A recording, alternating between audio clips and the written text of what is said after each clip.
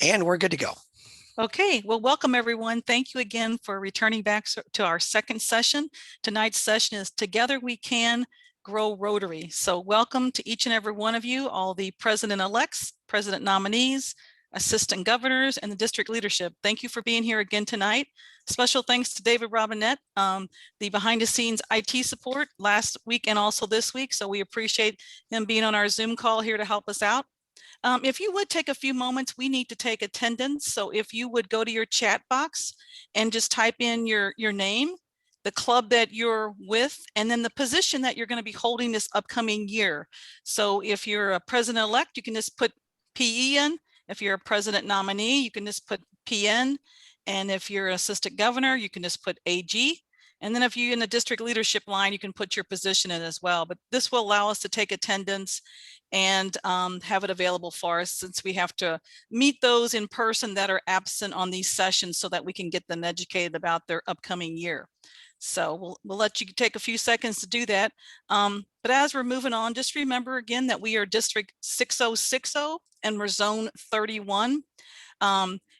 Eventually, you're going to need that information, so I'm trying to keep reminding you so you don't forget what it is. But I'm going to answer a few questions from last week while you continue to put your information in. One of the questions that came up last week is that when can you enter your goals and put your committee information in the Rotary Club Central? And you can do that right now. You have access to do that today. So as long as you have your my.rotary.org account, you can get into Rotary Club Central and enter your information. So if you don't have your account, make sure you get that set up, and then you can enter your information. If you don't have an account, I ran a report, and there is a few of you that don't have an account.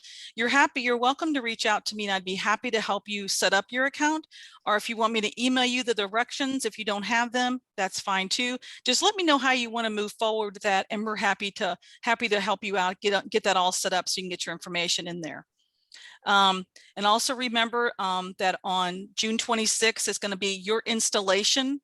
We're going to do an installation for the president-elects, the assistant governors, and the district leadership line. We're going to be doing that on June the 26th. So you'll be having your installation that particular day. And then on April the 17th, our District 6060 trainer, John Vietmar, is going to have a technology training from 8:30 to 11:30. And so make sure you have that on your calendar as well, so that we can go over some IT information that you'll need moving forward throughout the year. Also keep in mind that if you have not registered for Show Me Rotary, which is this Saturday, you can register still, and that's just at the www.showmerotary.org website, and you can register for this weekend. So if you have not registered, it's an incredible opportunity. There's going to be some very exciting and dynamic speakers. Our Rotary National President's going to be speaking. Elizabeth Yusevich will be speaking. So we have some really dynamic speakers that's going to be on this weekend. So make sure and take the opportunity. And if you can't stay for the whole day, we understand. If you want to jump in and listen on in the morning or something, or in a few sessions, you're welcome to do that. But please give it some consideration. I think you'll really enjoy it and find it valuable throughout the year. I had sent out in the mail to you this past week a list of the district governor's official visits with the dates on them for your club. If that date is not sufficient for your club, let me know. Give me a call, send me a text, and we can reschedule if necessary. But those are dates I kind of plugged into the calendar. But if there is a conflict, no worries, we can get that taken care of as well. A couple of you have already reached out to me, and I appreciate that. And so then we can get those on the schedule. I have not actually put them into the main calendar on DACDB yet. I wanted to make sure we get these dates confirmed before I actually put them on the calendar, but I will be doing that shortly. So if you get a chance, reach out to me and let me know if those dates are good. On this weekend, when you're at Show Me Rotary, there's 3 district governor-elects that will be participating, and me being one of the 3. We were each asked to pick 2 songs that we feel either represented us, or we liked, or it was something that we valued, which is a true challenge for me because I'm not even sure I listen to music that much. I got so much going on all the time. So, but anyway, I did pick my 2 songs. So my first one, when you hear it, is Girl on Fire Fire. And the second one is Don't Worry, Be Happy. So the reason I picked Girl on Fire is totally not my personality, but so basically I felt like, we're unbeatable. We're hitting the road hard. We're learning, we're educating. Rotarians can overcome any task. We have the strength and the energy and the drive that we can accomplish anything. So that's kind of where the Girl on Fire song came from. And then the Don't Worry, Be Happy song is that as you're moving forward in your year and you're going to be experiencing many challenges, maybe because of, Rotarians in your club, or maybe it's because I have a meeting that you really can't make. You just never know what the adventure might be. Even myself, there's so many meetings I need to attend. There is going to be something I'm going to not be able to attend, or maybe disappoint someone about something of an event or something. And so just remember, take it in stride, do the best you can, and then don't worry, be happy, enjoy your year, because that's exactly what I'm going to try to do as well. So I'll keep reminding myself of that song. So we may even every once in a while have to play a snippet of it as we go through the year. So those are the two songs I selected in case you hear them this weekend. So you can keep that in mind and chuckle a little bit when you hear them, about especially the Girl on Fire one. So I have listened to them to make sure I know what they are, but so they'll be playing at some point. Okay, so moving on, tonight, it's just with great honor that we have Bill Dees here with us, and he's going to review some information here for us about the membership. But before he comes on, I want to tell you a little bit about him and some things that he's been working on as our membership chair. He has a lot to handle, a lot to keep moving, because there's so much going on this year with membership and all the reinforcement and the aggressive move, to increase our membership. So Bill has been a member of Rotary since 2004, and he is in the Hannibal Club.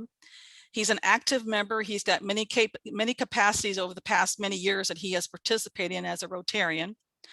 He's been involved with a lot of zone trainings. He was an assistant governor training, Show Me Rotary, the GSE team, multiple Paul Harris.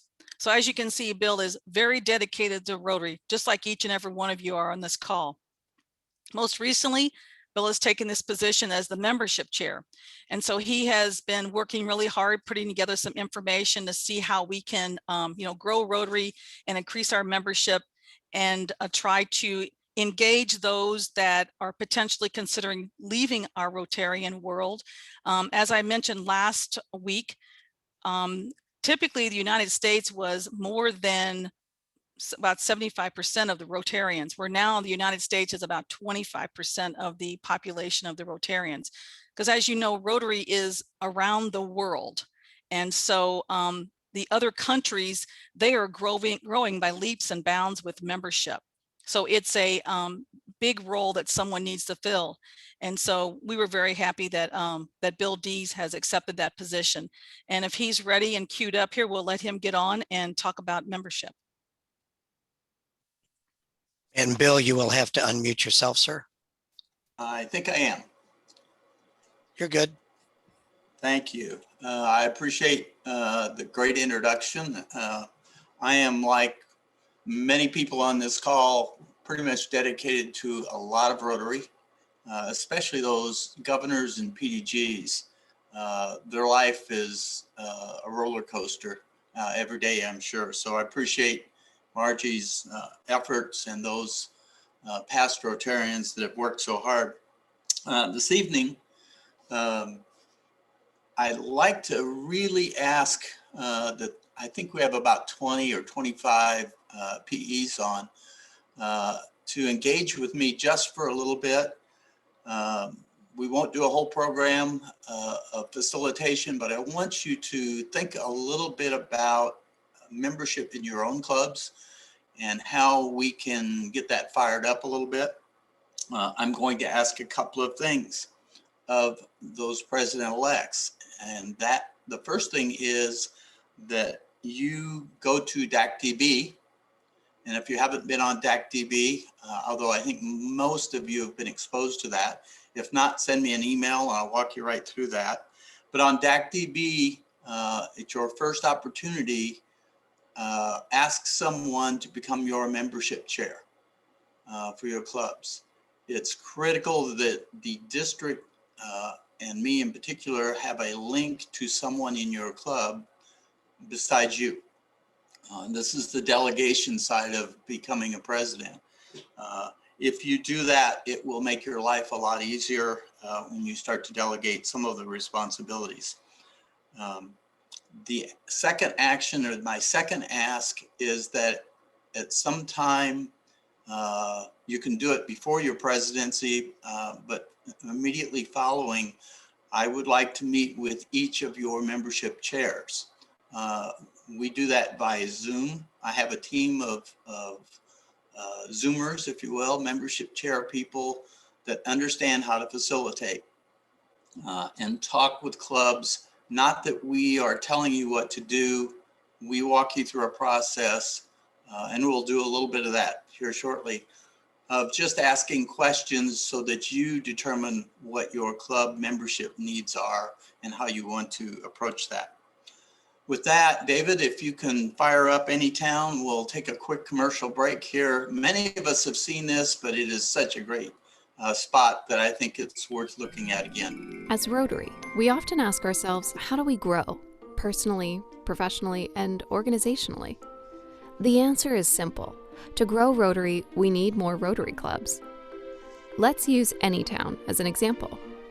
Anytown is a city of 100,000 people and home to one proud Rotary club. But there are hundreds of other people of action, just like us, who are uniquely qualified to become Rotary members. They share the same drive and represent the values and fundamentals of a Rotary member. So why aren't they members? Well, the current club meets on Monday. There are leaders in Anytown who can't meet on a Monday. By excluding this segment, the potential members in Anytown has shrunk. Now consider, what if the meeting is at noon on Monday? There are people who can meet on Monday, but can't meet at noon. So now we have a smaller audience for Rotary in Anytown.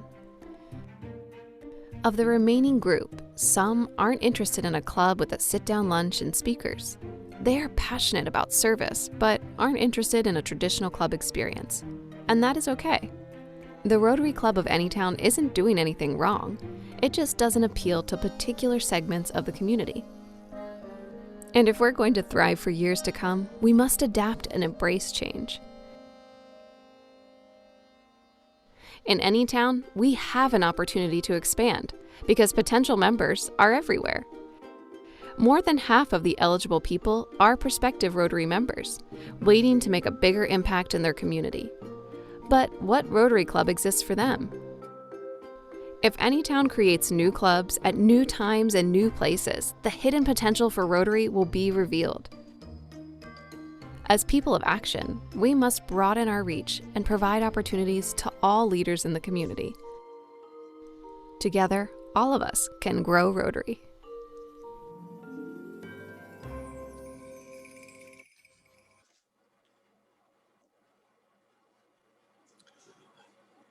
What a great spot. It touches all the bases for membership. It is the action portion of that. It's the thinking out of the box. It's welcoming new members, new concepts. All of that sort of change, PEs in general, is happening to us. And the question is, how can each of our clubs tap into that initiative of becoming people of action? I love that spot. It's only 2 minutes and somebody did a really good job putting that together. President Shaker said the other day, I think it was in the Rotary magazine, where he said, each one bring one.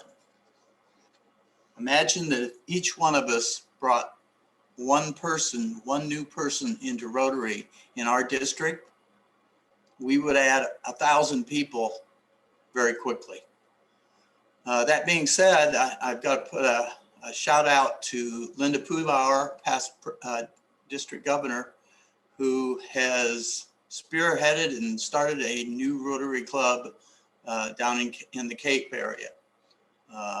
That club immediately brings in 23 new members. That's a huge leap. I was on a Zoom call just an hour ago with the zone coordinator, Jill Petrozinski. The zone just recently, because of this initiative, has brought in over 100 new Rotarians. That's pretty cool. That's going from a negative chart that David's going to show us in just a second to a positive one. David, can you bring that up, or should I bring it up with my share?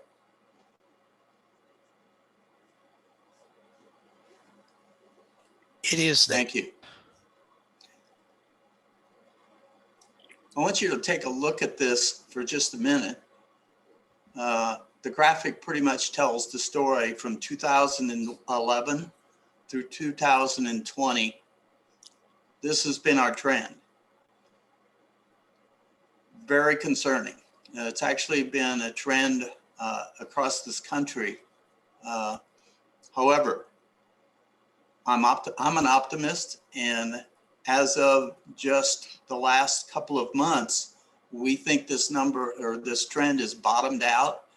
And with the new club and some other new initiatives by you and coordinating through the membership committee, we think this can be completely mirror imaged and reversed.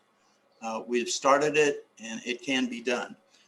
Just by way of data, and I don't want to get into too much data, that's kind of boring for most people, is since September, when I started tracking our new membership, we have 50 new members in the district. Now, that is offset by quite a number of people leaving the clubs in the district. So right now we're about net zero, but with the new club coming in, we're reversing that trend. Thank you, David. I think you can pull that down if you like. I have attached on the chat my email address. It's at the top of the chat.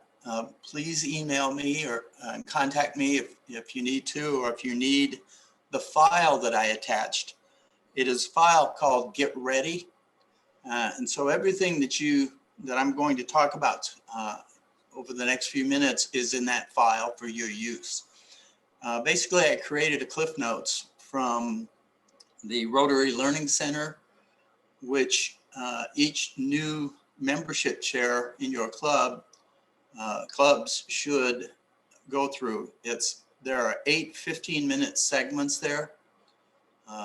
Has anybody gone to the Rotary Learning Center? I know we've talked a lot about it with the AGs. Since everybody's muted, that makes it a little hard, but the Rotary Learning Center has those great segments. This is kind of the initiative with Zoom and with COVID out there that Rotary has been well ahead of the curve in creating that learning center. I went through those 8 programs. I never ask anybody to do something I haven't done. And I created Cliff Notes. That's the file you'll get.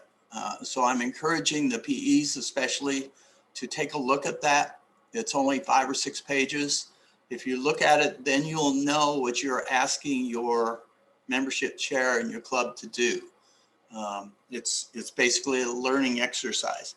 But within that, we'll take just a couple of minutes to ask some questions. And David, you may have to unmute everybody to do this because I'd like some feedback. The first question is for the PEs. What are the responsibilities of the club membership committee? Do you have an idea?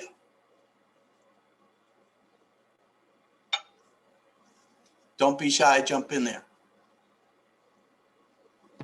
To educate the members on recruitment of new members, do maybe some orientation of new members. Okay, great start. Probably looking on how to retain members, making meetings exciting, service opportunities available so that people want to stay in the club and be a part of what's going on. Anybody else? Well, in the Crestwood Sunset Hills Club, the membership coordinator, as I see it, at least for next year, is going to be the coordinator of our membership effort. And by that, I mean, we have at least 2 people whose day jobs to put them in contact with a lot of people, and they've been responsible for most of the new members. But without a defined coordinator, sometimes those efforts get a little, confused. So, and that hasn't produced the best results in the past year. Every club needs a champion. Every Yeah. membership chair should be the champion in your club. So our coordinator chair, as I see it now, he's retired, so he's not going to be the one that gets the most members, but he is going to be the one that's going to be the coordinator. And we've added, I think, 3 or 4 members in the last 2 months, and what I saw was that we needed someone to make sure the efforts ran smoothly, and that we didn't drop the ball somewhere between application and induction, which. Right. Somebody else have an idea? Bill, I think the membership committee and the chairman have to promote the club to the outside community to help draw in members, and they must also coordinate with the club membership about bringing in guests to visit the club, to learn more about it, and then to disseminate information to those potential new members in gaining their interest in joining the club. That's right. Getting them engaged, getting a new member engaged and welcomed is critical. The statistics show that if there's not a quick engagement within 8 to 12 months, 18 months, those people leave. Can I ask a quick question? Yes. We copied, or we stole, or whatever the term is, we modified the emails that are used by the Evansville, Indiana, I guess Evansville, Illinois, wherever the home office is, that club to communicate with new members. And I think there's 13 emails that they use. So we modified those for our club. And one thing the coordinator does is make sure those emails get sent out to new members. It encourages them to log on to DACDB, talks about the history of Rotary International and various other things. So, it's our attempt to get new members involved, and it's something we didn't have until a year or so ago. So I'm just curious if other clubs do that or something similar to. One of the things that's critical, the districts and the presidents of clubs get an email from a prospective member that has contacted Rotary International in Evanston. It is critical that we have a follow-up on that. What I do is when I get that email as membership chair, I within 24 hours make contact with the club president and the individual via email. If I don't hear back from the individual within 24 hours, I call them. But usually the club is able to quickly make contact. And I usually email the club because it's geographically close to where this person is. And so far this year, we've had 25 or 26 of those contacts. Half of those people join Rotary right away because they're seeking us. There are a lot of young entrepreneurs and business people that are looking for us to help them link to business. And that's okay. We are a networking group first, but quickly get to service. Let me ask another question. What are your responsibilities as president, and what are the responsibilities of that membership chair?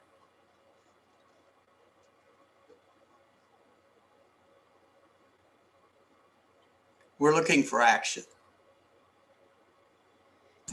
I think a responsibility as president is to actually get out there and lead by example and actually go out and recruit members yourself, bring them to the club, and then also have the chairman doing that of the membership committee, and then also motivating the other members to get out and do the same. One thing that I've done just recently is get a list of all the businesses in our community, and then I plan on splitting that up between seeing who knows people in those businesses and actually bringing them. But instead of just talking about it, actually having some kind of responsibility that you can actually keep track of. I agree. It is contacting people. The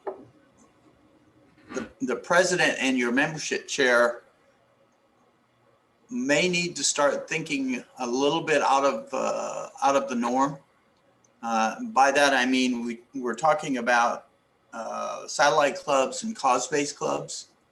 When we do a one-on-one program with your membership chair and his committee or her committee, we get into the details of what a satellite club is and how it can come about, what the details of a cause-based club are. We don't have time tonight to do that, but that's one of my asks.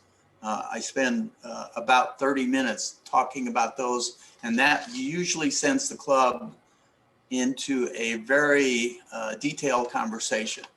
Again, we don't have time to do that tonight. We've got lots of ground to cover, but that's my goal, is to have that club conversation. And my next question is, how will your committee support the club's strategic plan, and do you have one? Anybody?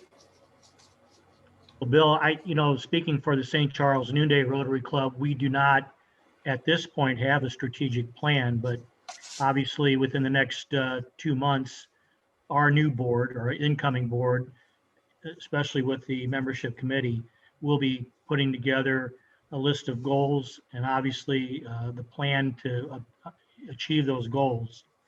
So I think the president obviously has to be part of that leadership. We rely on the membership committee and the chairman to find prospective members, educate them, bring them to meetings. The president must be involved in following up on those leads and trying to assist in getting those members to join the club. But no, we do not have a plan as of yet, but we understand the importance of that. And we will have one in place as to the 2 or 3 main avenues that we want to pursue to bring in new members. Thank you.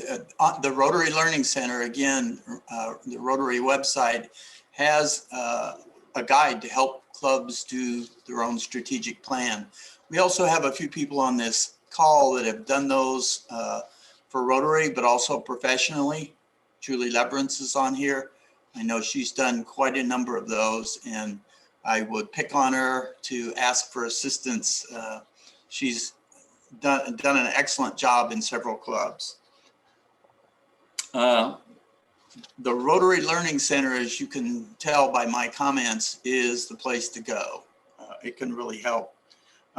Rotary International and Rotary has a strategic plan. David, would you bring up that next slide, please?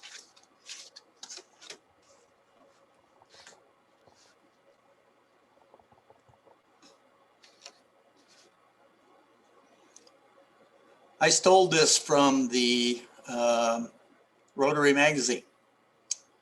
If you notice in that magazine, every month they're covering some area of focus for Rotary.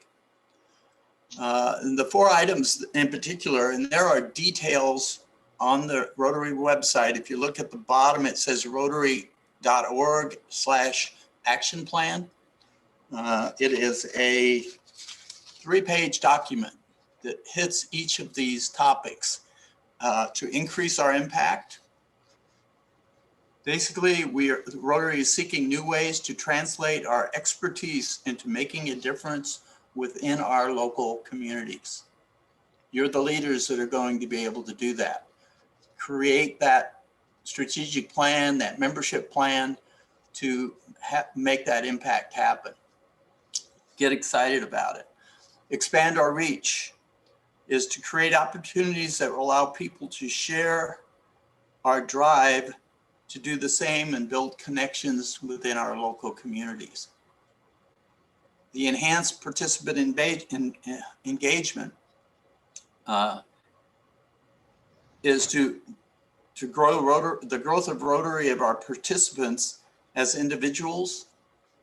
Many people don't understand that if you're wanting to become a more professional speaker in your business, in sales, in human resources, Rotary has many opportunities for that enhancement to happen at rotary.org and the Learning Center.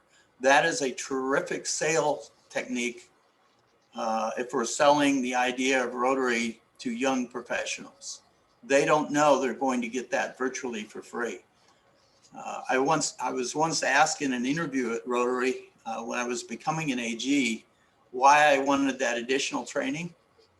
And I was kind of arrogant. And I said, well, shoot, anytime somebody's going to give me training for free, I'm going to take it.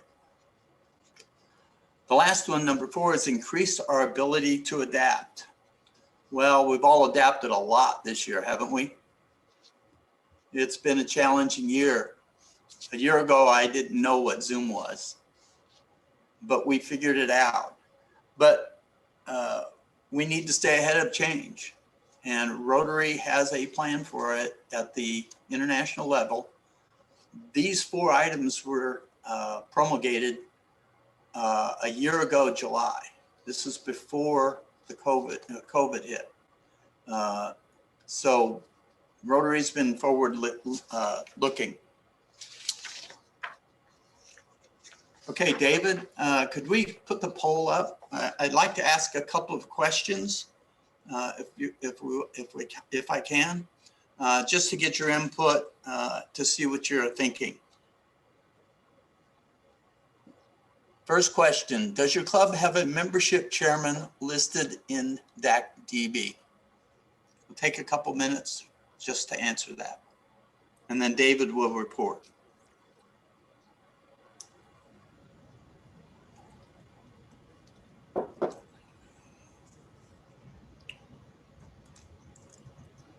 Give it about another 5 seconds, 5 or 10. Still getting a couple people.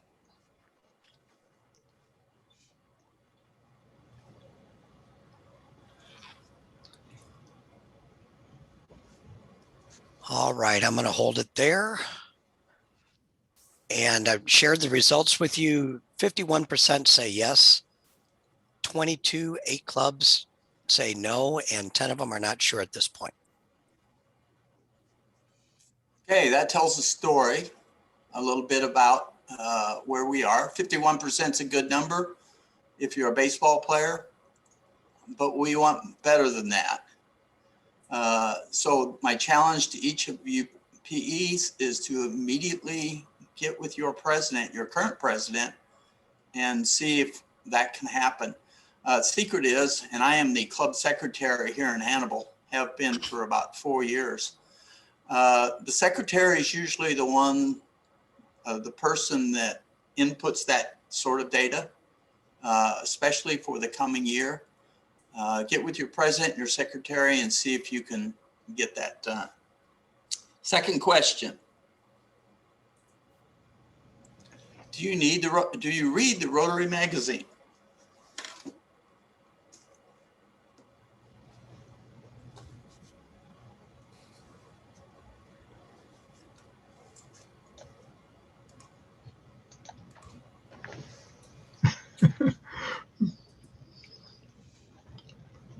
Give it another few seconds.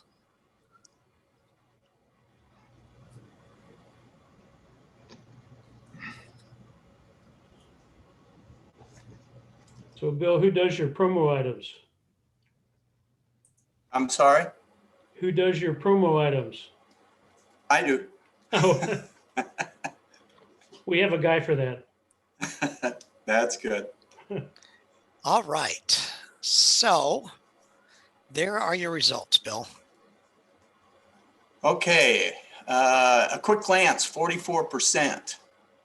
Cover to cover, 15%. And 1 to 2 articles. I get that. Let me put this up as my promo item. As mentioned, this is a valuable resource. If you go through this, 15 minutes a week, you'll be through it in no time. The articles are incredible. It drives much of my knowledge, at least, about Rotary. There you go. Hold that open. But I want to call your attention to, when you go to that this month's magazine, there's an article on page 58 called New Beginnings. Those new beginnings are your new clubs, your satellite clubs, and it's a great explanation. Very quickly, you don't have to log it on. It's there, a hard copy, secret, put it in the bathroom. We're going to spend a little time in there every day anyway. And it'll help you with your knowledge about Rotary. And fabulous items for those looking for programs. Pick an article when you don't have a program of the day. Sometimes that happens. Pick an article out of the Rotary magazine and read it to the club. You should never be without a program. The hat is my promo item. If you notice, I don't have a lot of hair anymore, but anyone that sees me in this town or in a Rotary meeting sees this hat. It goes everywhere with me. And I used to buy them at Pets every year until they stopped having the yellow color. So now I order that from Russell Hampton. Be visible. Does your community know that you are in Rotary? Be proud. I don't like to wear a logo swish or any of the logos. Why should I promote somebody else's business? I want to promote Rotary. Another question. Marge, do I have enough time? I kind of lost track. Do I have a few more minutes? Yes, you have till 7, till our break, so you're fine. Okay.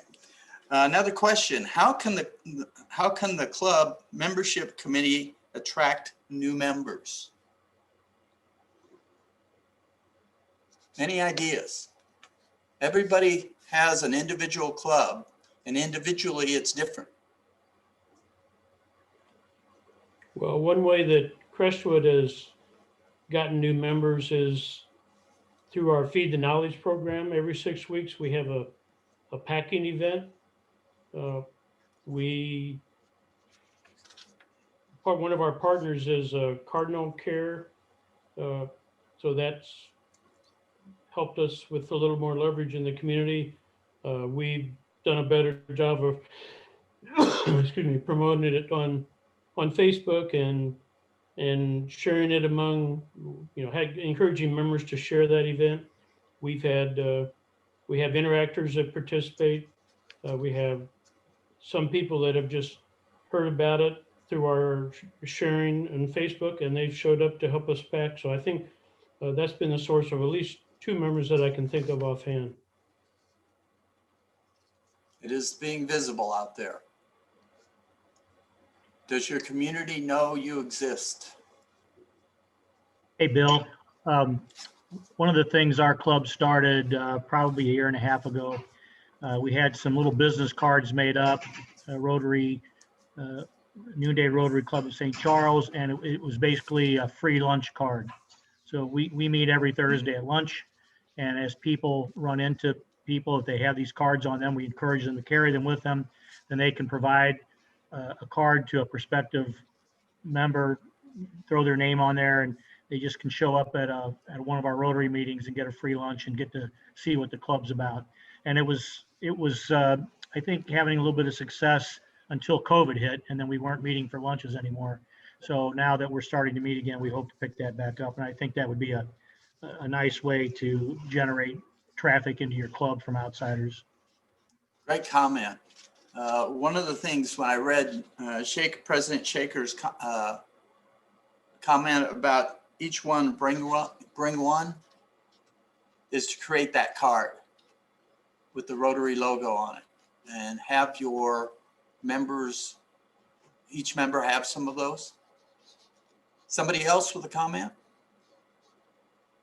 You know, Bill, I'm coming from a sales background, and I kind of feel like we're you know, advertising to business owners anyway. So I'm comfortable with going around to businesses that I feel would be a good fit, and just introducing myself and giving them information and sending that invite to that free lunch.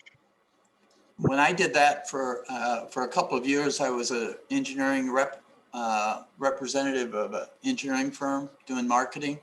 I always had my Rotary pin, and the biggest one I could get, on my lapel.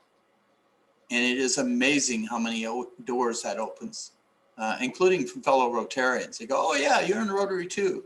Now you've got a common base.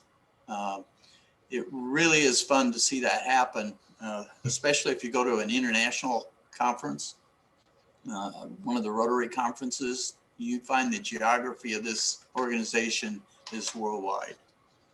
Another comment, somebody else?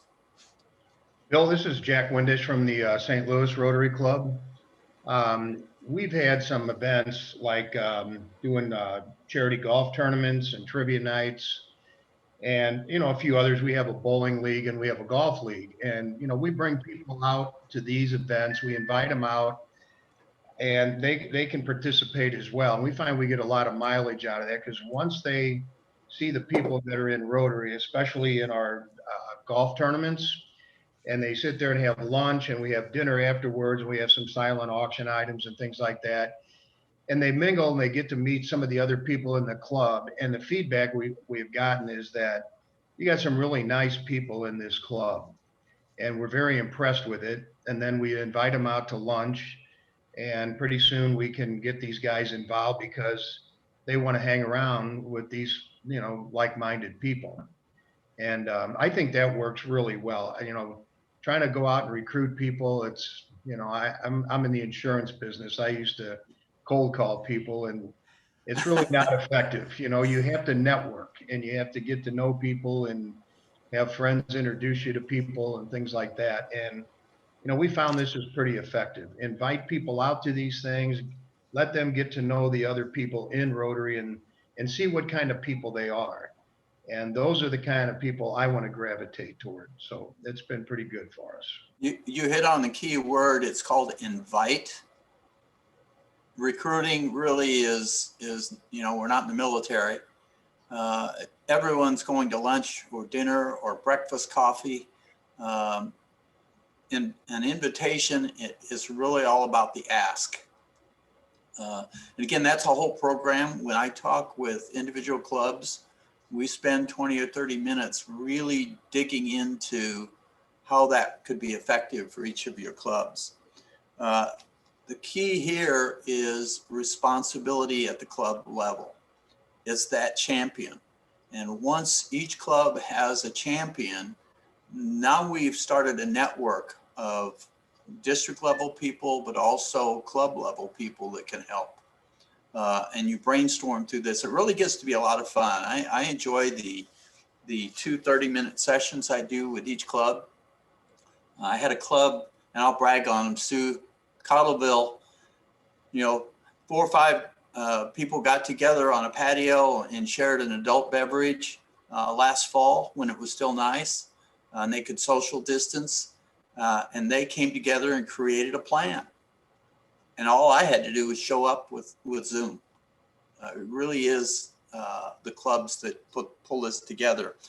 Monthly get-togethers are important for that membership chair. It keeps the momentum going as you brainstorm these ideas, either creating a new handout, marketing through media, all the media sources, that sort of thing. Another question. How can you ensure that new members are informed and included in your club?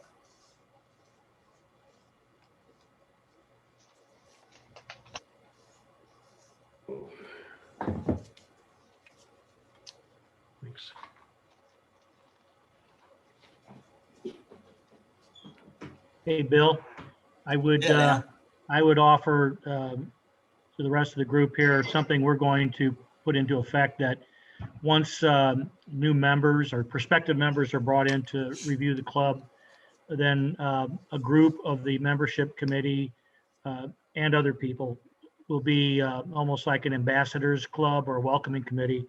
And those 3 or 4 or 5 people will be, pounding the prospective new member to make sure they're getting the information they need, answering questions, and encourage them to review the club additional times to see about membership. thanks, Dan. That's good. Good ideas. Engaging that new member is important quickly. Mr. President, Mrs. President, it's getting them engaged in a committee, but really asking them, and this is a committee person is asked, whoever your cheerleader is for the membership committee, what do they want out of Rotary? Why did they come to you? And then listen. And don't get caught in the, oh, we've already tried that, we've already done it, we only do it this way kind of concept. That's the evolution of Rotary, especially with new brains coming in, new people. We need their input and their excitement. And it shows up pretty quickly. Bill, this is Julie Leverin. Hi, Julie. I heard a great concept the other day. It was actually by Jennifer Jones, who is going to be the Rotary International president in a few years.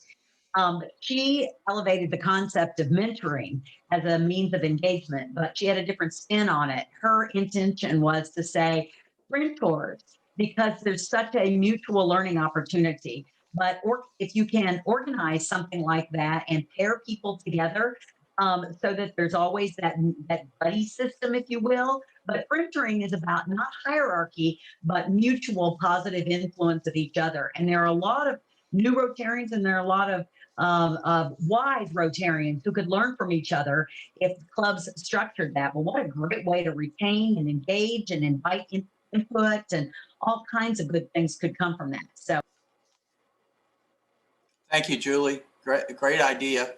And again, it's, we used to do the pets meetings face to face until last year. We'll get back to that, but it's the coffee after the meeting, after lunch, or it's the glass of wine late in the evening. We all know this as business professionals. That's when you really pick up the network, but also great ideas. And I miss that this year. We all do. Next year's pets is going to be a big party, I think. At the club level, it is important to make it fun. Bring people in, let them know that there's excitement there, that there's opportunity there for growth, personal growth in particular, but also professional growth. If your social chairman is active with the membership committee, that will happen. Another question, what tasks will you delegate to committee members, and how would you support them as a president?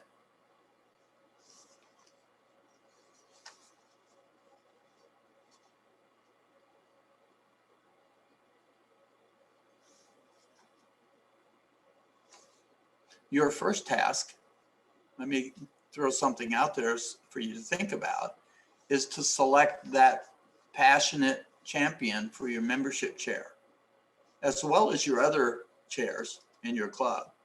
Someone, what's the definition of a great Rotarian?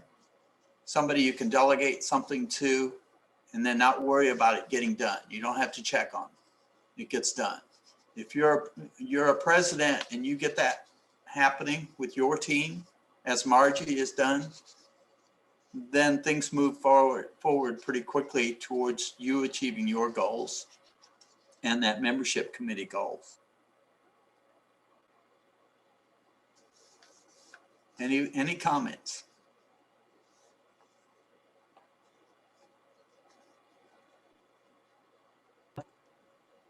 Bill, this is Julie again. I just want to echo the having fun and promoting fellowship and looking at your circle of influence and really nurturing the relationship is at the heart of how we are growing Rotary. We're understanding what people's needs are, and we're connecting with them around those needs and how they want to serve. So on a number of different levels, but it starts with that enthusiasm and that willingness to just have a good time and just enjoy each other. Thank you. Question for each of you presidents. Are you happy with the size of your club? For some of you, the legitimate answer is yes, you've achieved what you want and are comfortable with it. And that's okay, as long as your community is fine with that. Membership, and I said this a couple of years ago when we started talking about trying to push a plan for membership, was membership literally can solve all of your problems. If you have financial problems, if you have problems getting enough volunteers to do your service projects or fundraising, membership's your answer. Well, kind of my opinion is the problem is not so much the size of the club as the number of active members. And I think that's one thing we've noticed. You know, our club membership is probably in the mid 40s, low 40s. Mhm.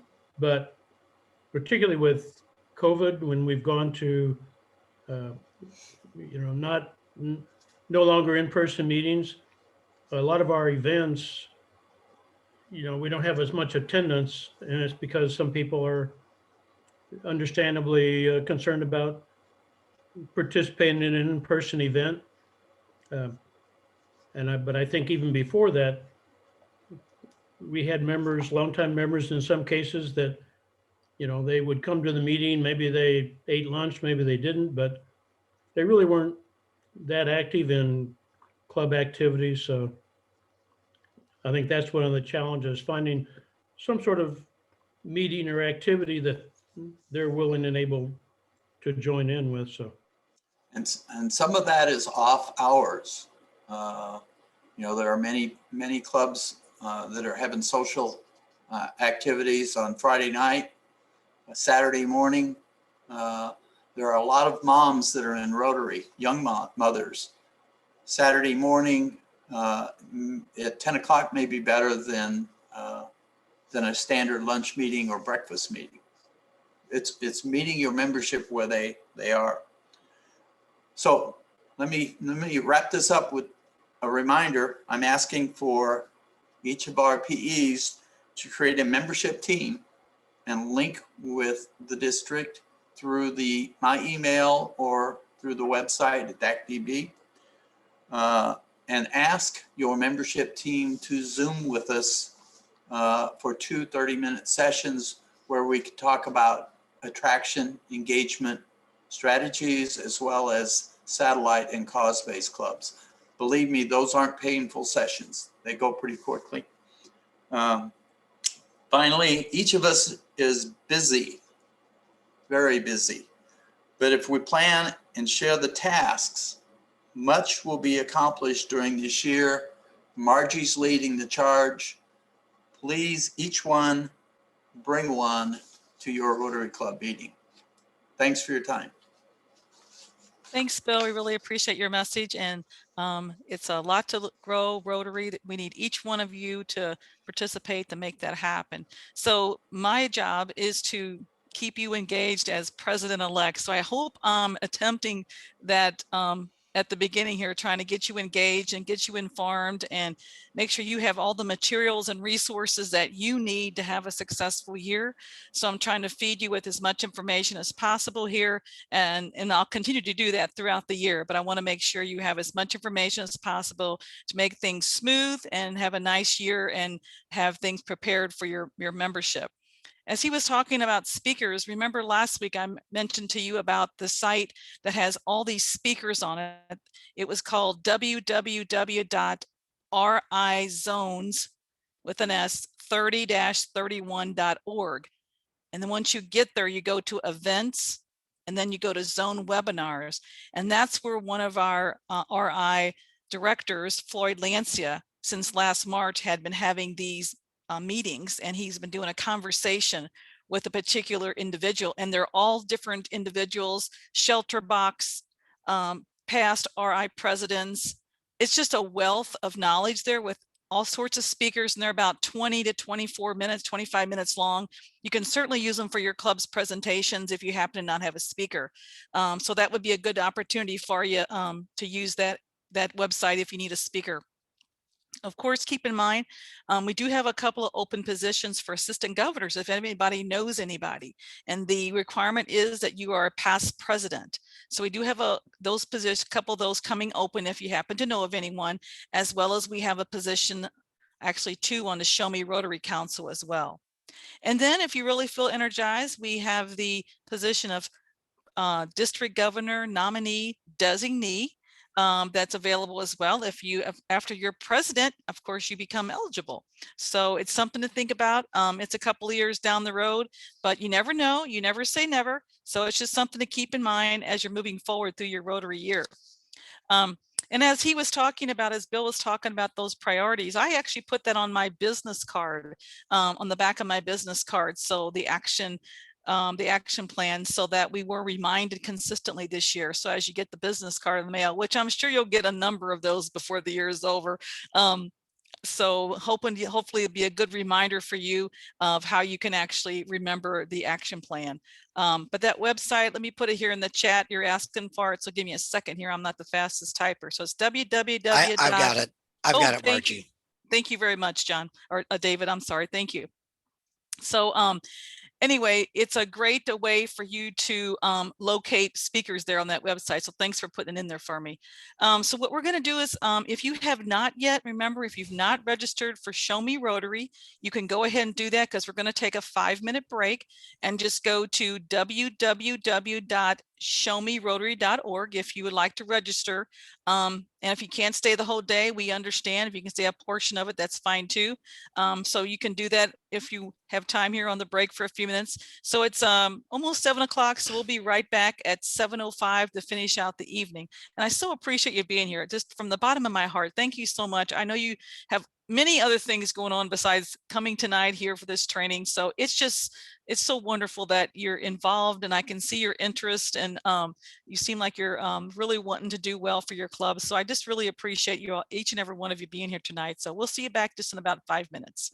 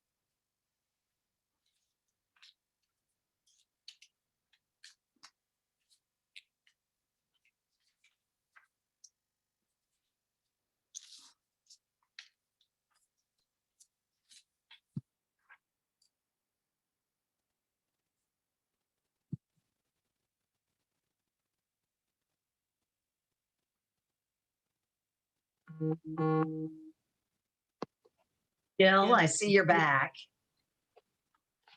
I really appreciate you sending that video earlier.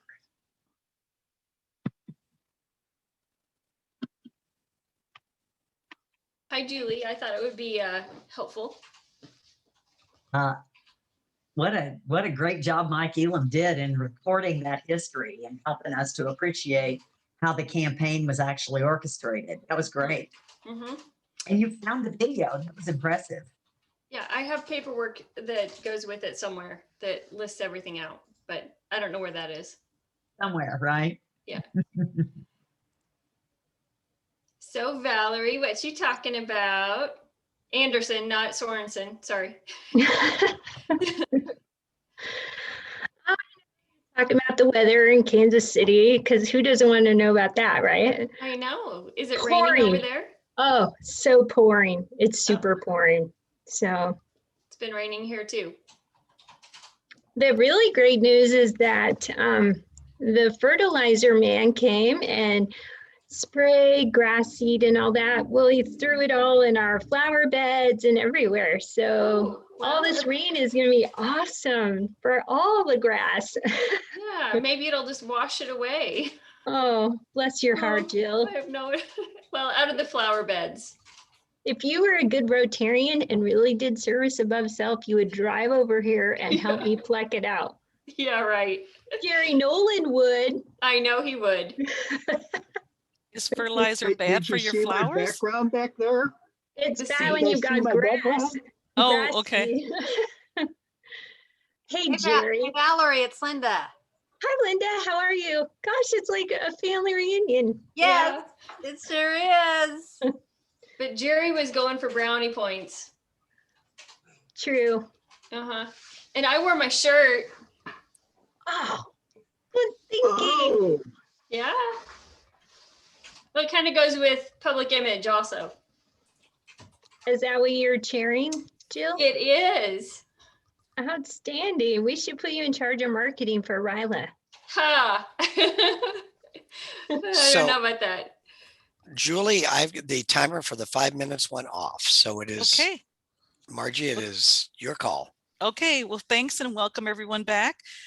So before we get started, we were talking about registering on showmerotary.org. I didn't know I got a text that maybe a few of you wasn't very familiar with Eventbrite. You know, so once you get on there and you register, you'll get an email. And then I had sent to each of you a packet in the mail, those of you that were registered, and there's a letter in there that explains a little bit more in detail, as well. It's got the password that you'll need on Saturday. When you go in there, you would put your password in along with that link that's in there. So if you have not registered and you hadn't got the packet, then I'll send that by email as they notify me who's registered. But on Eventbrite, when you go on there to showmerotary.org, you can pick whichever position you're in. And just so you know, like the president-elect and then the president nominee, those two positions are already prepaid by your club. So that's why we're hoping you're participating. And then of course we have the Show Me Rotary and others are on there as well. But the Eventbrite is a little different, and it's just that you have to kind of follow the prompts. If you've not seen it before, I was going to look here and see if I can look at it really quick to see if it's really challenging to get on. I haven't been on it today at all, but when you go through, like I said, you have to select your position and then go on. But I'll review that later in the evening. We're going to go ahead and I'll introduce the speaker, and then we can take a look at that later on this evening. So we're happy to be back. We're going to go ahead and introduce our next session here, which is Living and Leading Change in Purpose. On purpose. So what we have with us is we have Valerie Anderson and Dick, who is going to talk about the Missouri Rotary Youth Leadership Academy. So we're going to start with, I believe if Dick is on, he's been a member since 2009. He's a Paul Harris Fellow. He's a past president. He's a member of the Webster Groves Club. And he also owned his own automotive business. And also joining us for this particular presentation is Valerie Anderson, and she is from District 604 of the North Kansas City Club.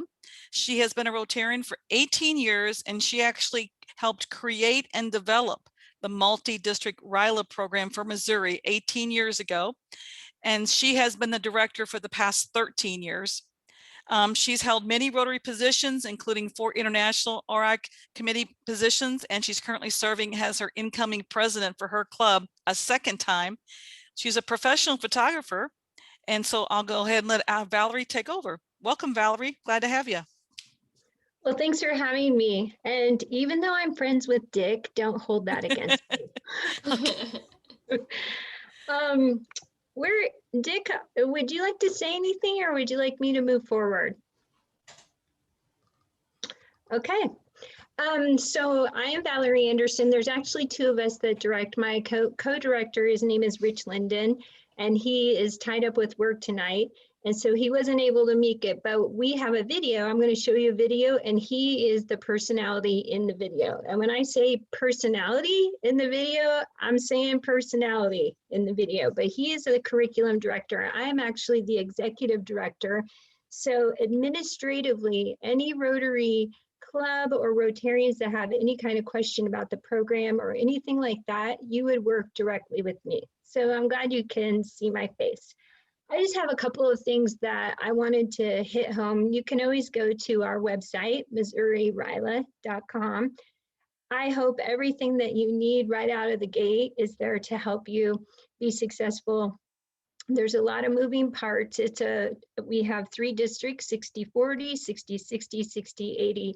And so we pull from all 160 Rotary clubs. In 2019, we had 89 clubs from around the state send at least 1 student.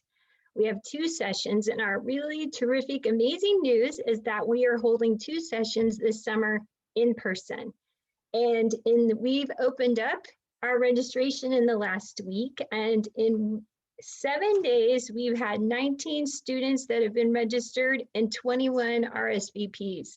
So we're already at 40. So everyone is excited to sponsor students, and the families are excited to send the students, and the students are excited to get out of their house. So with that, we are excited. Now we do have a change. We have been at William Woods University for the last 16 years. And this year, William Woods made an executive decision not to host any outside summer groups. So we searched 6 other venues, and the venue that actually can accommodate us and works best for us is the University of Central Missouri, which is in Warrensburg. And I recognize that it's farther to the west than 60-60 probably would like to drive, but it's the venue that we could find for this year. So we feel really fortunate to be able to have it and to host our 2 sessions. What we're finding is a lot of programs who are service youth, not in Rotary necessarily, but across the board, Boy Scouts, Girls State, Boys State, Student Council, most of those organizations have canceled for summer 2021. And so a lot of clubs have money from 2020 that they weren't able to spend because of COVID. So what I'm finding, the trend is that clubs are not only going to send the students that they may have selected last year, but they're also sending additional students this year. And we have no qualifications or restrictions on who you sponsor. We leave that up to every individual club, what processes you may or may not want to go through. We have some helpful suggestions on the website, but how you choose to administer that as a club is up to you. And we accept children, grandchildren of Rotarians, neighbors of Rotarians. And so we are primarily just looking for students who have hearts of service. And we promise to send them home, and we promise to send them home better and more connected to their bigger community as well as to the world. We accept sophomores, juniors, and seniors. We do not accept incoming freshmen. We need them to have a year of high school under their belt so they're a little more settled. Generally, we don't have seniors, but because of COVID last year, we have opened it up to seniors as well. So I think, Dave, if you don't mind, I'm going to show you a short video that we just had professionally produced. The main personality you'll see is Rich Linden, who comes from the Plaza Rotary Club here in District 6040. And then afterwards, if you have some questions, we can just touch base right here. Just because some people seem different on the outside, they're a lot different on the inside. On the first day, I was really scared because my mom told me I was coming to this camp like a week ago, so she kind of just threw it on me, and I was like, oh, great. At Missouri Ryla Academy, we have a saying, right person, right place, right time, and we believe that. All the Rotary clubs that send these students send them for a reason.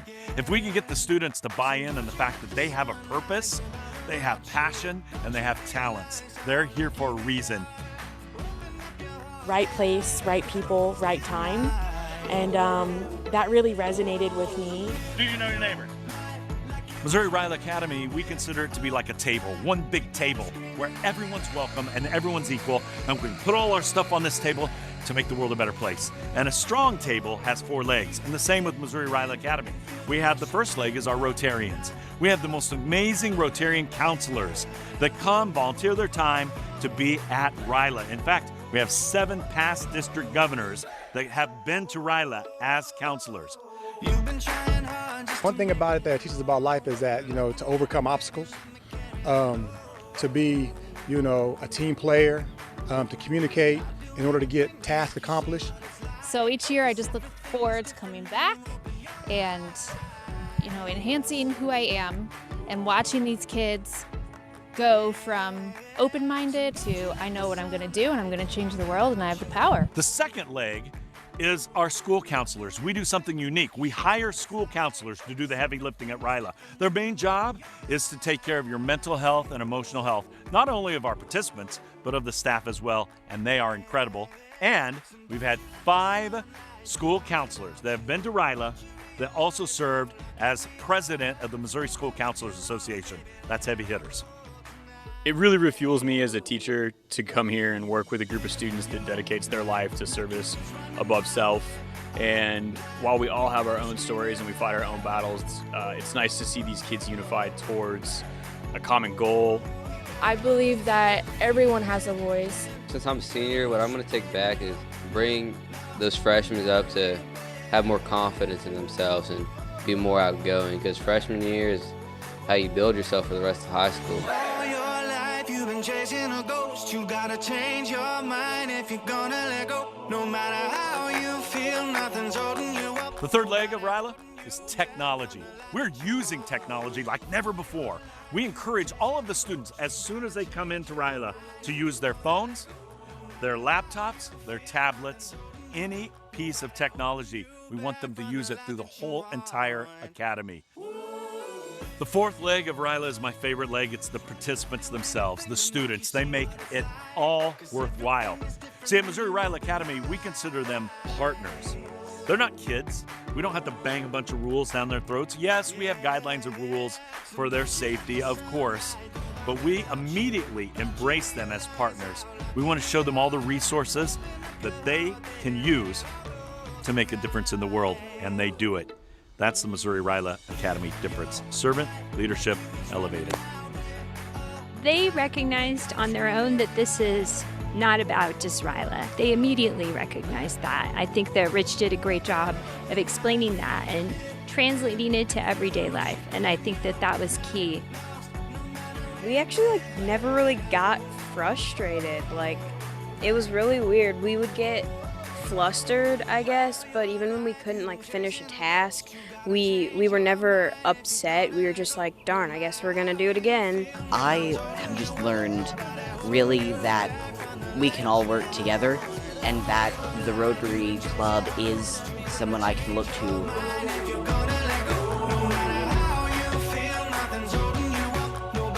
Come here and see that there's still great young people in this world, and we're going to be okay.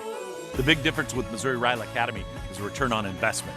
When you invest in sending a student to Missouri Ryla, you get immediate results. You don't have to wait 10 years or 15 years or 20 years. These students come away already working on service projects, already connecting with Interact, and collaborating with their Rotary Club. That's all the difference in the world, return on investment.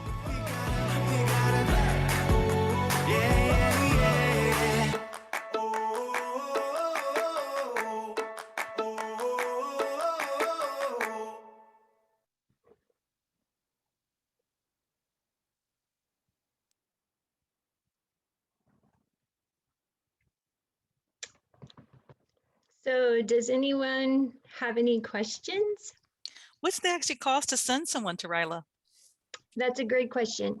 This year we have elevated the price to $500 a student, and that comes from the local Rotary Club. Each club is allowed to send as many students as they choose to afford to send. So when the students arrive, they don't need any money at all. So that covers everything. Okay. Does anybody else have any questions? Great presentation and great video. So we really appreciate you being here. Well, thank you for asking. I have a comment. If I can Sure, go interrupt right with ahead, a Jerry. comment. I am so excited that it's going to be an in-person academy also. The job I retired from was an activities director. I was very involved with the student council, and yeah, theirs canceled. I mean, they're going to try to do a virtual state convention, and I'm just excited as all get out. I just can't wait. We're excited. You know, I have a soft spot for District 6060, and here's why. When I started directing in 2003, I think there were 16 kids who came from 6060. And we were here on the west side of the state, and my number one push was to move our academy to the middle of Missouri as close as we could. So we've been at William Woods for many years. And I always have said to all the leadership adults is, I want that kid from Cape Girardeau to not have to drive so far. And I always think about 6060 and those kids from Cape Girardeau, but I have a soft spot for, so I've thought about 6060 for 18 years. You have been on my mind. 18 years. I have tried to help build this program in 6060. Rich and I have driven over there. I've been all over. So we're ready for 6060 to be fully all in. You have some really great cheerleaders with Jerry and Jill, and I could make a list, Steve Bacon, a mile long, but I just wanted you to know how much it means for your involvement and how great it is for the kids. So thanks for having me. And Thanks a lot, Valerie. So glad to have you. We really appreciate it. Margie, hey Margie, if I could just make one comment. I was a Missouri Boys State Counselor for about 10 years at CMSU, and it is a wonderful facility. So even though it's kind of slanted towards the western part of the state, it's a great facility for programs like that. Well, thank you. They've been very, very accommodating in such short notice. So thank you, Dan. Thank you. Okay, well, thank you very much. And I'm sure you'll have a lot of students coming. Everybody's wanting to get out. So thank you again so much for the presentation. We really appreciate it. It was nice to meet you by Zoom.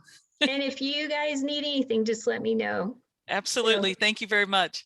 Good luck. Okay, thanks. Okay, we're going to move on to introduce the next speaker, which is Jill Rogers. And Jill's going to talk about public image. She's a past district governor. She's a member of the Forest Park Rotary Club. She's been a member of Rotary for over 17 years. She's a Paul Harris Fellow multiple. She describes herself as a Jill of all trades. She is the public image chair, and we're just so pleased and excited that she's here tonight to share some information with us. So I'll let Jill go ahead and take it over. Hi, everybody. I'm not sure how my math works, but I've been a Rotarian since 1998. So I think I'm pushing 24 years now. Okay. So, yeah, I joined when I was 10. Okay. Well, I'm here this evening to talk to you about public image and what that means to you and your Rotary clubs and on a district level, just a little bit. And Dave has a slideshow for us.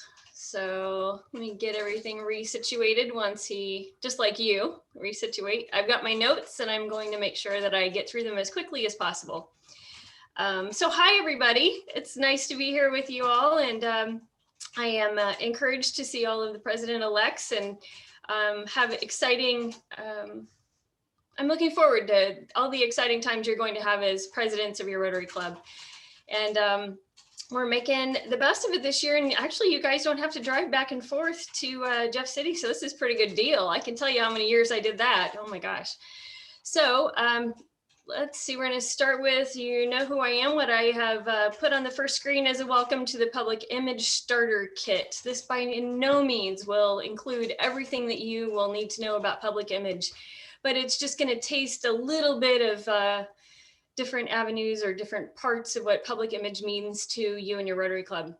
So our next slide tells us about what are the goals of public image and the efforts that we have. So our goal is to help clubs with public relations or public image chairs. It really should not say relations, should say image, and other interested Rotary members. So it could be your public image coordinator for your Rotary Club. It could be other members of your Rotary Club who are really good at social media or running a website, and they can help you out in this area. So our goals are to increase membership, expand community partnerships, improve fundraising opportunities, promote involvement in Rotary Club projects, and expose the public to Rotary, because a lot of people still don't know who Rotary is. So now I'm going to give you just a little bit of background. For more than 100 years, let's see, am I in the right one? Rotary has united leaders who are committed to using their expertise to take action and improve their communities. Awareness of Rotary is high, but public understanding of who we are, what we do, and the value we bring to communities is concerningly low. I mean, how many times have you all had somebody go, hey, Rotary, what is that? So that's what we're trying to do here, is help answer that question. It's important that we tell our story in ways that help people everywhere understand what Rotary does, how we're different, and why our work matters. Without this understanding, we can't reach our full potential and bring more members together and improve even more communities around us. So no other organization is quite like Rotary. By using our unique voice consistently in all of our messaging, we can ensure that our communications reflect our district character and our distinct character in your Rotary Club. If we speak and we write and we design all in one voice, our communications will sound and read and look unmistakably like Rotary. This will give our audiences a better understanding of who we are, and that's the purpose of public image. So Rotary as a brand. A brand is more than just the logo. Rotary's brand is much bigger than just the Rotary wheel that we have on our shirts or up in which corner, this corner. It's a perception. It's how other people think about us, not just how we see ourselves. So when we talk about the Rotary brand, we're talking about the basic qualities and goals that unite all Rotary clubs and districts. It's what we offer people who partner with us, join a club, participate in our programs or our projects. Our brand reflects our identity, our vision, our essence, as well as our values, and represents our unique culture and our approach to creating lasting and positive change. So people's perception of Rotary comes from their experiences with our clubs and our programs, along with the stories that we tell and the images that we share. So compelling and consistent brand communication together with a great experience can strengthen our brand and help us engage and attract more members. Bill likes that, donors and partners. So we are Rotary. Rotary is the connective thread that binds Rotary International and the Rotary Foundation. So Rotarians naturally refer to our organization as Rotary. Embracing Rotary as our communicative name is simple yet critical in the step to unify our organization and strengthen our message. So in this slide, you can see there's just a little note there. We call it Rotary, then there's Rotary International, that's headquarters in Chicago or Evanston. And then there's the Rotary Foundation, which Linda heads up for our district. So when we talk about Rotary, there are kind of three aspects to Rotary. Next, the Rotary logos. And so I don't know if you're aware, the Rotary logo changed a few years back, and it used to just be the big Rotary wheel with Rotary International inside of it. And then they made the branding switch to Rotary with that. And you'll notice the one down in the lower corner doesn't have the writing in it. So our Rotary logos are a part of our brand, and it represent every one of our clubs that take action to make lasting positive change in the world. When people see our logos, they should immediately recognize them as Rotary, as symbols of an organization that's taking action to make the world a better place. The logos can be found at rotary.org/brand center. So brand center. The master brand signature is our official logo, and it combines the wheel with the word Rotary up in the top left corner. The word Rotary is a word mark. And so to the left for visibility and recognition, and then to the right will be the wheel. The logo cannot be altered in any way. You use it that way. The only colors that are shown on this page are what the logo can be in. And this is just a basic stuff. I'm not going to go into all the details, but this is basic stuff that when we're looking at your websites or your Facebook pages, you really need to make sure this stuff matches. It should not be altered. The logos can be found on the brand center, as I mentioned, and the Rotary wheel, which is on the right-hand side, you're all used to, that's called the Mark of Excellence. When you use the Mark of Excellence, we encourage you to use the master brand signature near it, somewhere else on the page, for clarity and recognition, because not everybody can see all those little letters depending on how big your print is. So the excellence, we're going to go on to the next slide. Dave, please.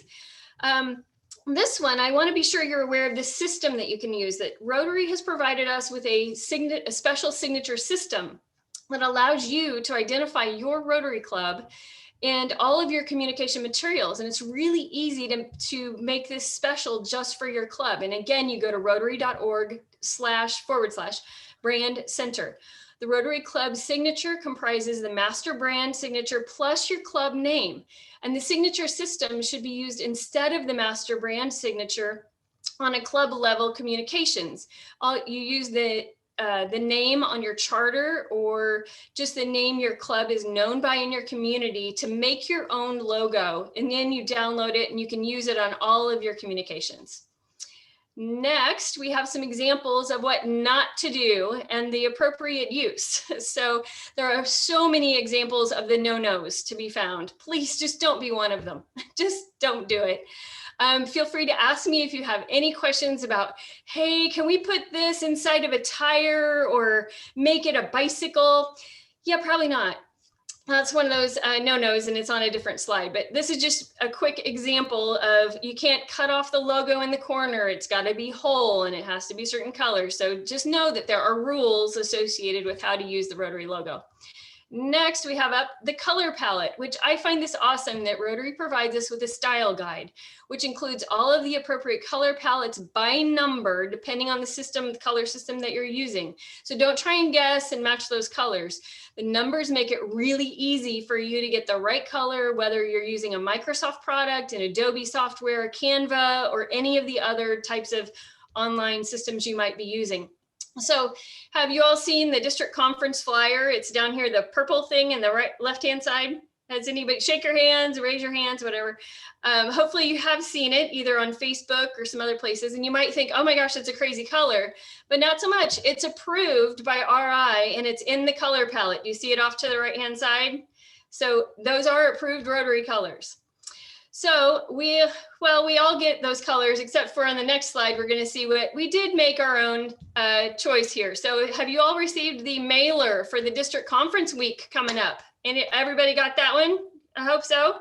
So we did put it in a bright yellow, almost fuchsia, or what's that, chartreuse color envelope, but that's not a Rotary color, but we wanted to make sure we got your attention.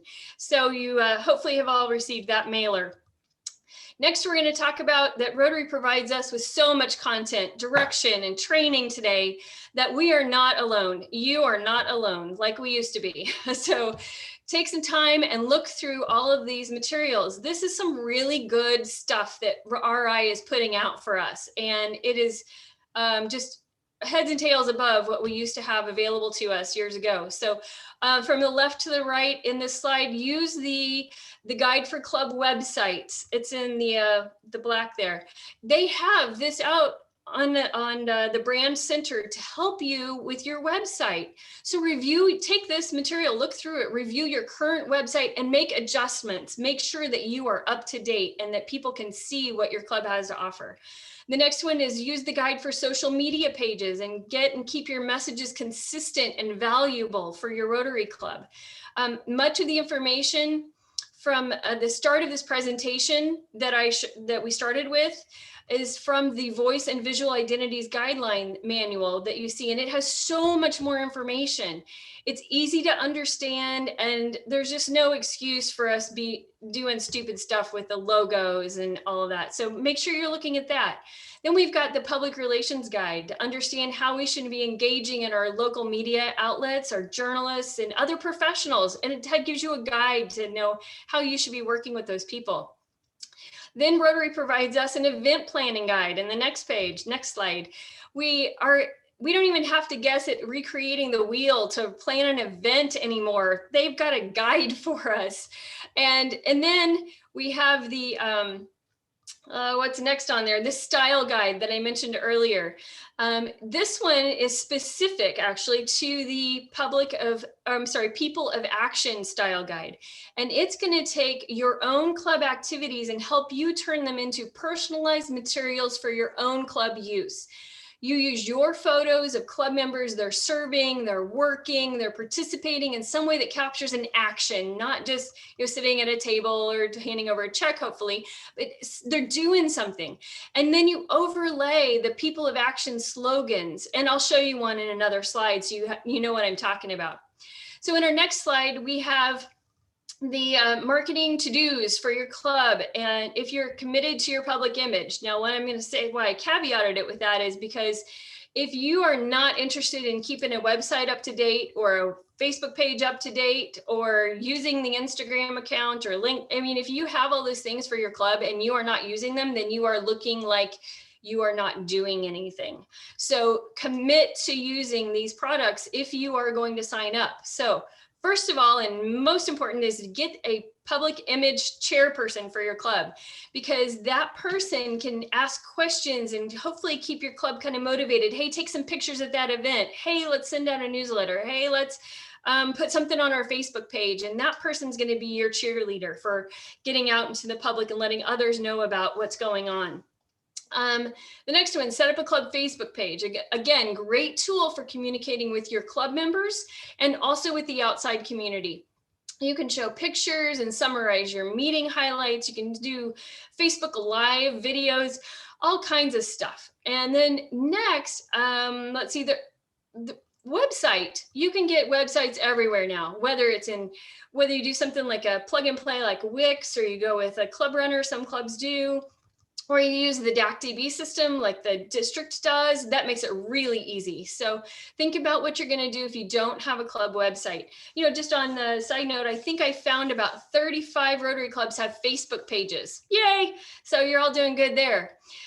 Next, I threw in Instagram, because Instagram has become more popular than Facebook with a lot of the, let's say, 30, 40 somethings. And we want to engage those people. So if you are into doing some social media, especially on Facebook, Instagram is so easy now because the two companies own each other. So you can put a post in Facebook and have it feed to your Instagram site. So that's just kind of a no-brainer these days. LinkedIn, okay, if you want to go there. Twitter, if you guys have some really good active Twitter accounts, go for it. Develop your local relationships. Of course, if you can get club members buy-in, and it's a great way to get your message out to members, like meeting reminders. I'm sorry, I'm reading the wrong one. That was all about Twitter. We're moving on. Number 7, nope, I'm sorry, Dave, go back, please. Developing local leaders, relationships. So, marketing is all about who you know, and you're trying to get to know still you could use the local newspaper editor, the radio station person, the TV. Some smaller markets still have those people, and you should engage with them, and your print advertising and all of those ways that you can build your relationships within your community that don't have to do anything with computers or social media. So make sure that you are taking advantage of those relationships, and that your club may have connections to Rotary materials to advertise, like maybe the ATM at the bank, or your business websites of a friend or a club member can throw in a plug for Rotary, or ask members if they're willing to share resources and help you make connections to market your club. So you'll be surprised at how valuable all these resources can be, but you need to commit to them. You're going to use it.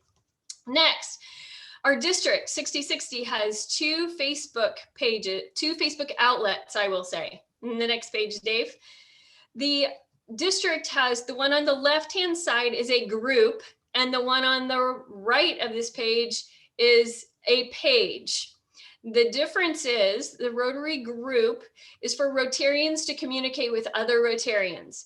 If you want to let other Rotarians know about your activities, then share your club Facebook post that you've put on your club site onto this group so that other Rotarians will know about what's going on and participate, and possibly even steal your ideas for their club to have a fundraiser or an activity. And that would be, you know, what is it they say? If you're copied, it's I forget how that saying goes, you know, but a form of flattery. That was it. The other picture on the right-hand side of your screen is the public-facing Rotary District page, Rotary International District 6060.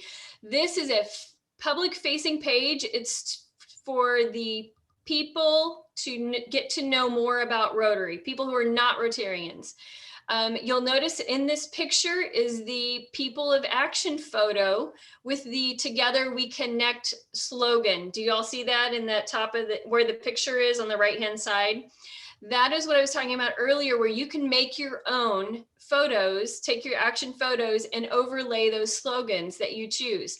Rotary has that all set up for us. You can also share your activities from your club, from your Facebook, into the public facing page, especially if it's something that you want to invite non-Rotarians to, say your event or a fundraiser. And this page should really be kept positive. Of course, all of them should be. But on this one, I ask you to please take your time if you're going to post to this page and include more information. Don't use Rotary acronyms. Don't say DG or AG or spell things out. And then don't just share stuff without an explanation of what it is or why you think it's important to the world that you're sharing what you're sharing. So remember, on the district page, we would love to have your club information, but give us a little bit more. If you're not a Rotarian, explain what it is so they might be more interested. And on the next page, we've got that we are always looking for people to help us do better and be better in the public image at the district level. And if you know anyone who is really good at this kind of stuff, please share their names with me so I can chat with them about the opportunities that we might have to be on the PI or public image committee, and to maybe one club is close to another, they can help out. Somebody at a different club might be able to help your club, but I won't know that unless you let me know that people are available. So that's what I've got for you this evening. I appreciate your time. Thanks. Thanks, Jill. Thank you very much. I know she went a little over, but did anybody have any questions for Jill at all, or anything they wanted to add? She's always available. Obviously, we can contact her, and please, if you're interested, join her team.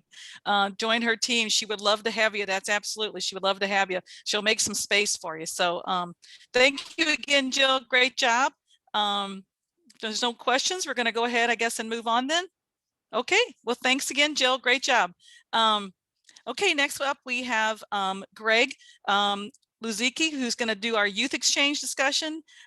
Greg has been a member of the Crestwood Sunset Hills Rotary Club since 1997, Return of the Year in 2008, past president, a multiple Harris Fellow. Ever since his family hosted someone from Italy in 2005, he's always participated in the youth exchange program. That's kind of what got him hooked, I believe. And so it's my pleasure to have Greg here on board with us tonight to talk to us a little bit about the youth exchange program. Thank you, Margie. And thanks, Greg, for joining. Yeah. So I want to start off with since it did say Rotaract and Interact on the agenda, I wanted to put in a quick plug for Interact. If your club's not doing Interact, look into it. It's really a great program and goes really hand in hand with a lot of the youth exchange. But for youth exchange, just a quick program update. Obviously, because of the pandemic, youth exchange kind of shut down in March of 2020. The inbounds who were here all went back to their home countries. We brought our outbounds back home. And the program has kind of remained shut down during 2020, 2021. In addition to that, Rotary International Board of Directors, and this is kind of hot off the press, but they met this past Friday, and they have decided that that youth exchange is still suspended for the 2021-22 academic year. So does that mean you can just check Youth Exchange off your list? You don't have to worry about that during your year of club president? No, because we are looking forward to 2022-23. And in order to do that, you have to lay the groundwork during your year as club president in terms of promoting the program, soliciting, outbound applications, and we then have to prepare those students and then prepare to host inbound. So there's certainly a lot that you can be doing next year as your club president. So then the question is, why participate in Youth Exchange? What are the costs and the benefits? From a cost standpoint, let me start off by saying this. If you look at other, I'll call them study abroad programs, those programs frequently will cost in the range of $10, $15, upwards of $20,000 per year for a student to participate. Obviously, that's simply beyond the means of a majority of students, high school students. And those students, they may have a dream of wanting to study abroad or, experiencing another culture, learning another language. Well, Rotary can make that possible and make it possible in a very cost-effective way. And how does Rotary do that? Well, I always talk about, we look so much at the idea of hosting an inbound student in our club because they're visible. We see these inbound students at district conference, et cetera. But I think you really should look at it in terms of making it possible for a interested student in your community to be able to have that exchange experience. And it may be a student that just cannot even imagine themselves doing something like this, much less being able to afford doing something like this, but Rotary can make it possible. And it does so, it keeps the cost down by basically the administrative overhead, the administrative expense is almost non-existent because it's all program, we have no staff, we have no salaried staff. It's Rotary volunteers on the district level and in the club level who are providing all of the administration. We have our very generous host families who are hosting a student for 3 or 4 months at a time, bearing the expense themselves of doing that. And then of course the free public education that a student is getting while they're on that exchange. So it can really make it possible to take a student from your community and be able to send them abroad. What's the cost to a club of sponsoring an outbound student? Nothing. Okay, there is no cost to the sponsored club. However, Rotary runs truly an exchange program. Okay, it's not just study abroad, it's an exchange program, which means if we send a student out from our district, we're committing ourselves to bringing a student in. So obviously that student needs to be hosted by a Rotary club. So what's the cost of hosting that inbound student? You're looking at a range of about $1,500 to $2,000 for the entire year. And you can spread that out over the course of the year. It isn't writing a check, when the student shows up. It's you have the ability to be able to spread that out over the course of the year. So in effect, for a cost to a club of about $1,500 to $2,000, you're giving 2 students, one from your community, one from some other part of the world, an opportunity to experience youth exchange. So that's really just a tremendous benefit of the program and a low cost, to the program.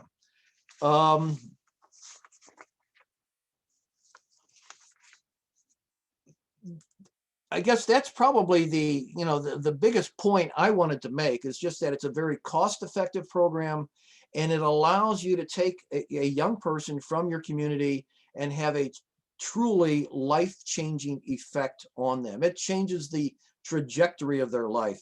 In fact, just this evening before I got online tonight, some of the district people who have been involved for a few years may remember Treasure a young man named Treasure, who came to our country from Rwanda.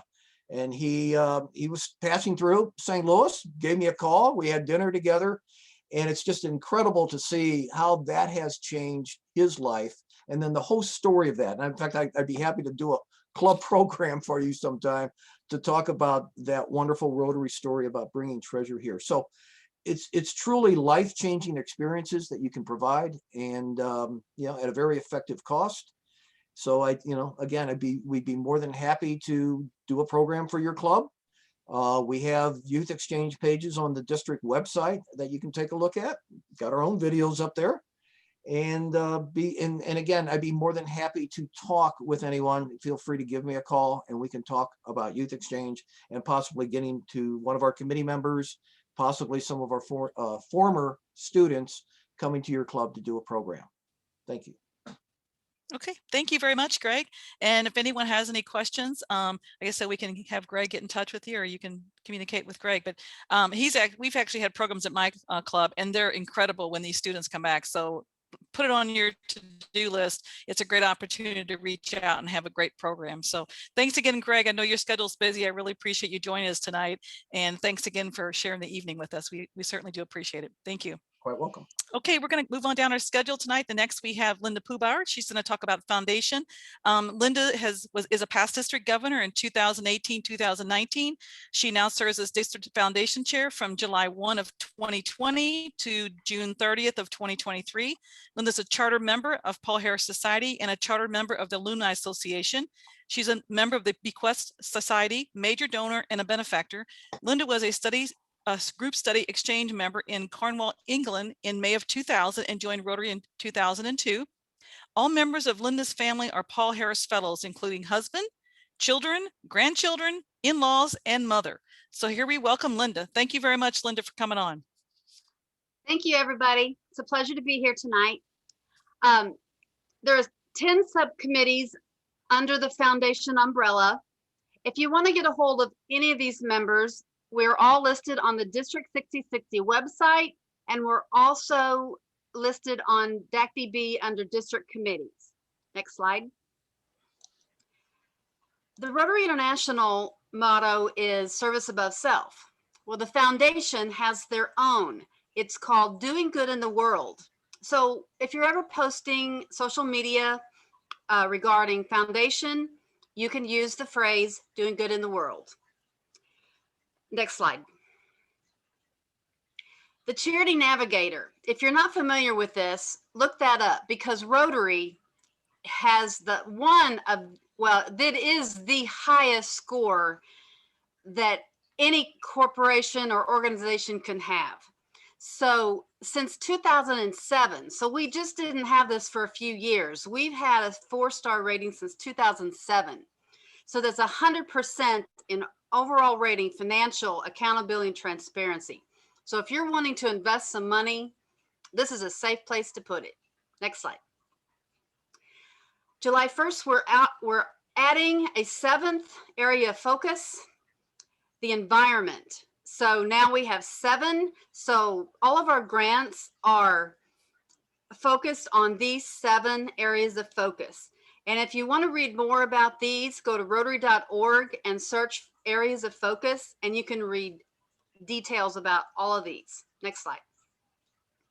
The Learning Center, which we've already talked about tonight, also has programs for the Rotary Foundation. So if you wanted to sign up for a module to learn more about the foundation, once again, they're free.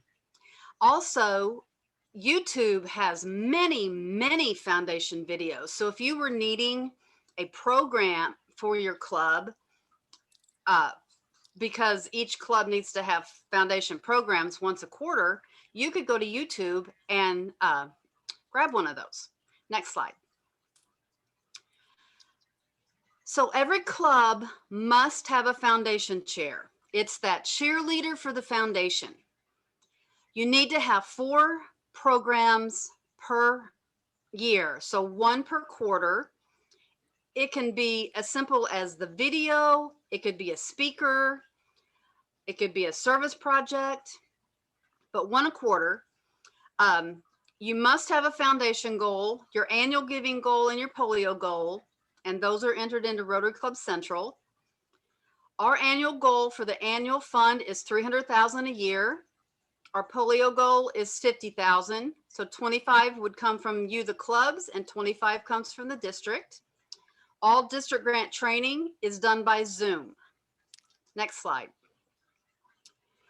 Foundation checks can be mailed directly to Rotary International, or you can sign up for Rotary Direct.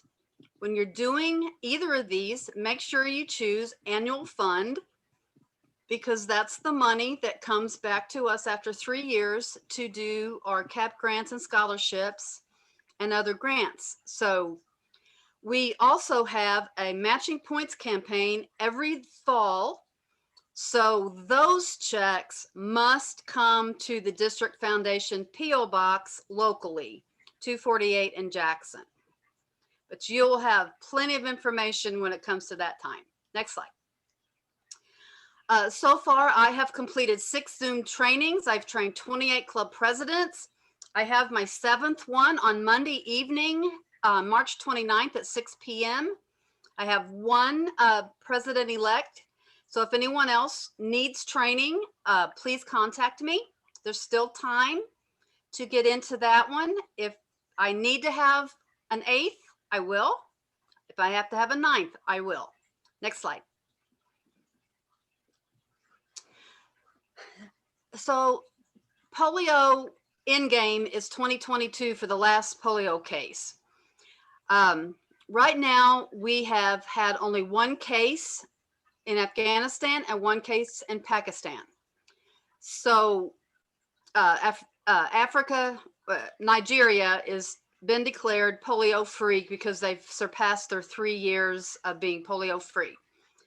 Bill and Melinda Gates will continue with a 2-to-1 match up to $50 million. That's through 2023, and then it'll be renegotiated if necessary. Next slide. So your Rotary Foundation, there's 25 goals. You have to complete 13 to get your Rotary citation, but 5 of those goals are on the foundation: annual fund, polio, major gifts, bequests, and benefactors.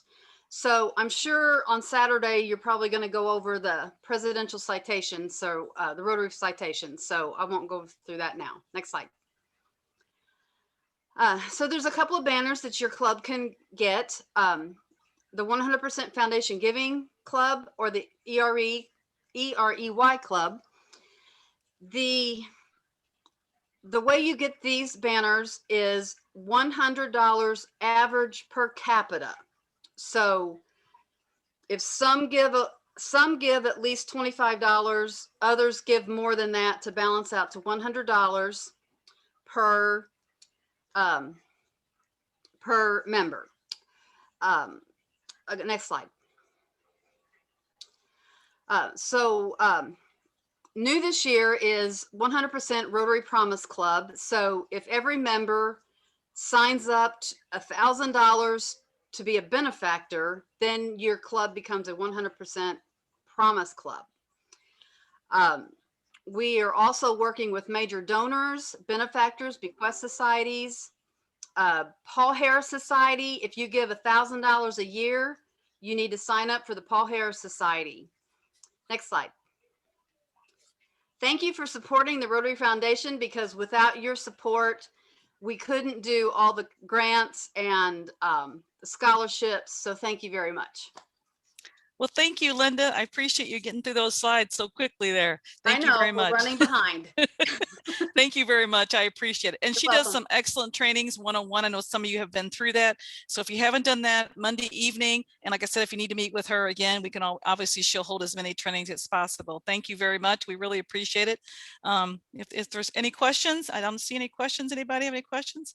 Okay, I'll move on to Tom Drennan, who's our current district governor, and he is the, like I said, the current district governor. He joined Rotary in 2000, and he's a member of the Overland Club, multiple Paul Harris Fellow, and his hobby is, I would say, an avid bicycle rider, and that is all for fundraising to end polio. So I'll let Tom Drennan take it away. Tom. Good evening, everybody. Thank you for being here. As she said, polio, the cause of polio has been near and dear to my heart for at least 10 years or longer. And what brings it home to me is Rotary is a service organization. And I think one of the true acts of giving is giving a gift to someone who has no possible way of ever giving anything back to you that you can never see. So I think if you can help eliminate polio throughout the world, it's just a good feeling to let you know that people's lives can be affected. I think I've seen that 19 million people are walking today because of what Rotary has done to alleviate polio.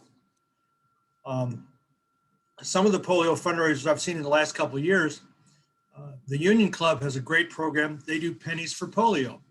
They put a 12 by 12 foot tent out in front of one of the local grocery stores and have the nice banners and displays and stuff, and people drop their change or dollars or more into a bucket. In 2020, they raised $500, which with the Bill and Melinda Gates that we've talked about, that turns into $1,500. That's a lot of good money. This last year, even with COVID, they raised about $1,200, including the match. Like District Governor like Margie said, I've been doing a bicycle ride for polio for at least 9+ years in Tucson, where we get about 150 Rotarians from all over the country and some international to raise money for polio eradication.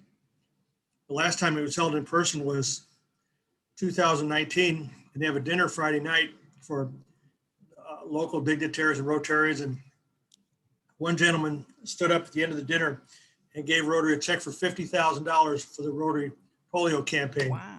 His wife had suffered with polio throughout her life, and as we've all learned from polio survivors, it can be adult onset things that go on throughout your life. Rotarian John Nanny from Wilmington, Delaware, is a great speaker who's available to your clubs if you need a presentation on polio from a polio survivor who walks the walk and talks the talk. John Nanny, I'd be more than happy to share his contact information if you ever need it.